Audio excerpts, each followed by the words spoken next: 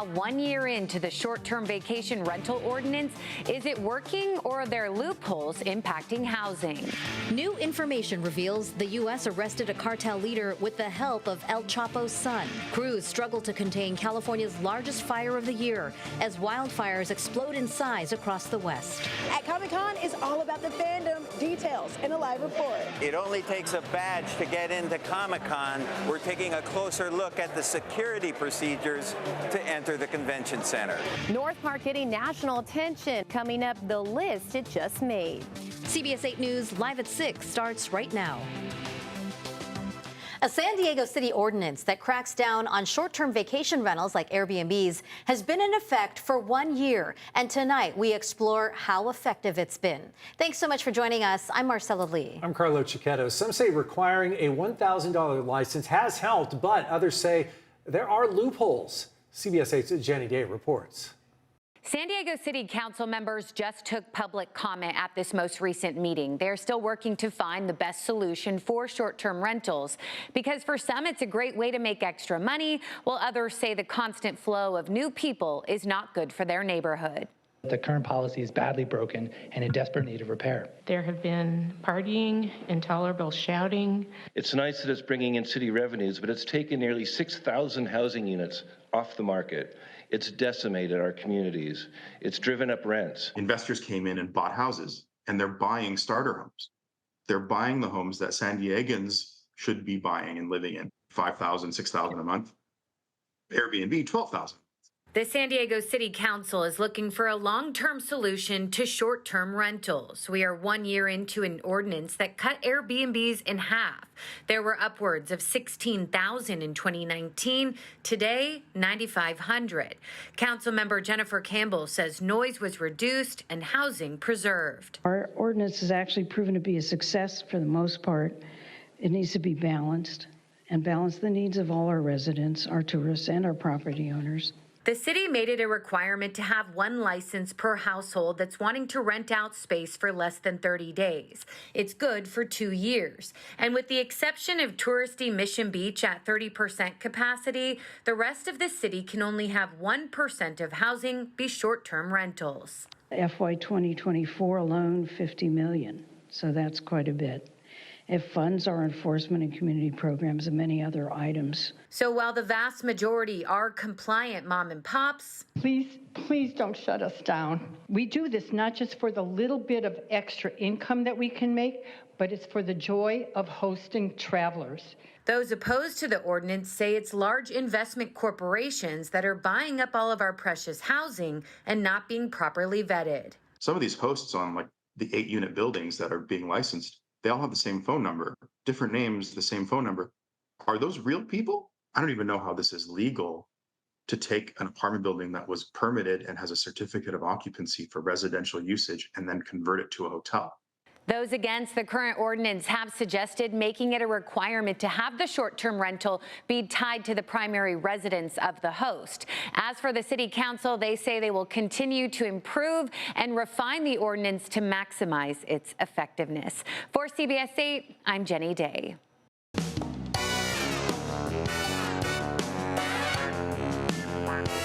Right now, the center of the entertainment universe is here in San Diego. Hollywood stars, production companies, and thousands of fans have descended upon downtown San Diego for day 2 of Comic-Con. CBS 8's Kirsten Holmes joins us live from downtown with a look at all of the fun. Kirsten? Oh, and we are having a big old time. Comic-Con San Diego is in full effect. Look at all of your friends. Look at the cosplay. This is what Comic-Con is all about. 130,000 people here in downtown San Diego. Now, everyone I talked to today said they have a few different reasons for why they come to Comic-Con, that being one of them, but it's really all about the love and the community.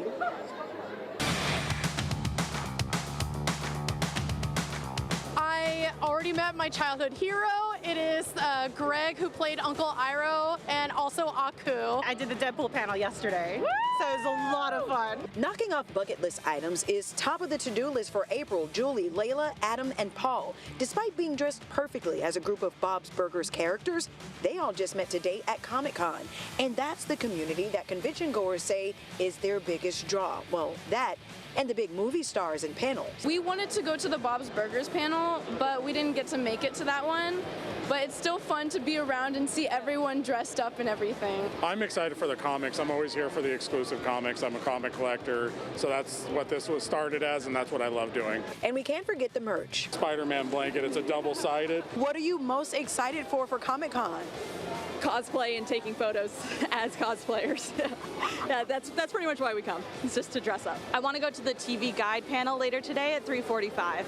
So I'm hoping to get in. All the exclusives. There's a lot of exclusives out there. There are some great exclusives at the Sofa Wolf press booth. They have the Hall H bags and they have exclusive pins that are really cool. And we're also here to see other artists. He pioneered the whole comic music tie-in collaboration thing.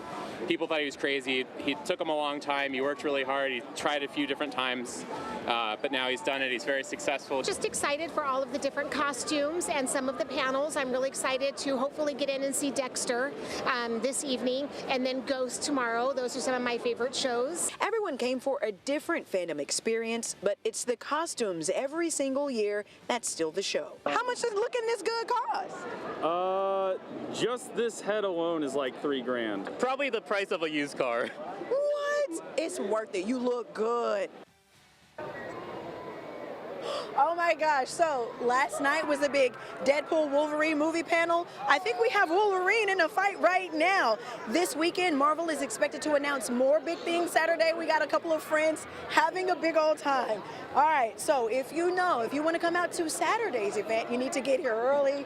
And you can play with your friends until it's time for that panel to start. Reporting for CBS 8, I'm Kirsten Holmes. Back to you. It's fun seeing adults just being goofy, Kirsten. So, they're all paying tribute with their costumes, but is there a most popular costume this year? What are you seeing the most of? Okay, I'm seeing a lot of Deadpool and Wolverine, but y'all, my favorite is here. Do you see? This is Spock. Oh my gosh, shout out to the Star Trek fans. Old Hi, school. Spock. Hi. How are you doing? Very good. It's so nice to meet you. Well, it is an honor, actually. Looking up to Spot. My dream has come true. Back to you. Hi, Spot. Live long and prosper, Spock. Thanks, Kirsten. That is great. That was perfect. Oh, the energy, fantastic. everything about it. Thanks so much, Kirsten. All right.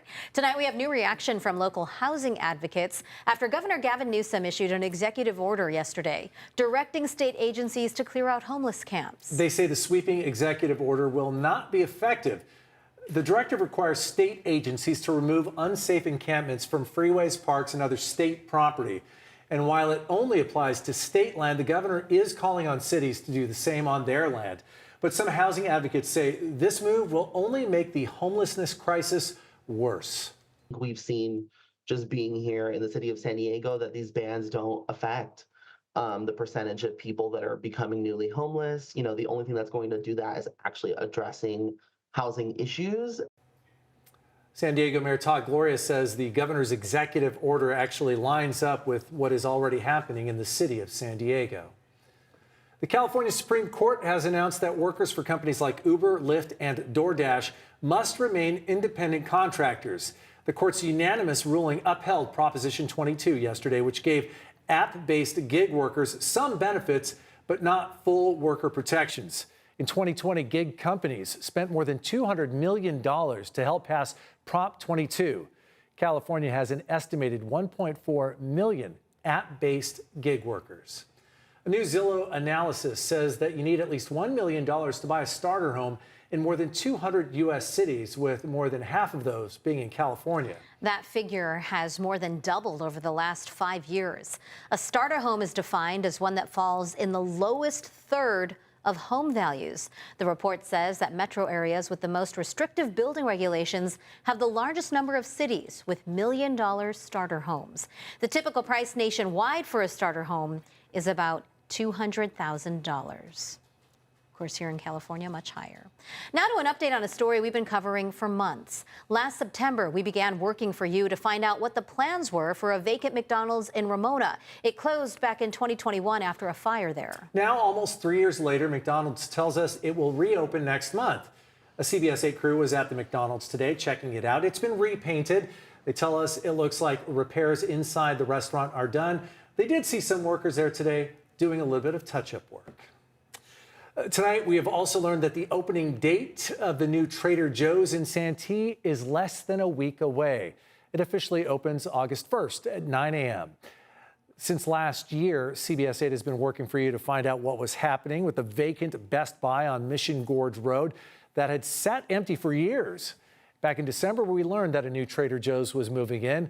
We're told the 10,000 square foot store will highlight Santee landmarks like the Santee Lakes.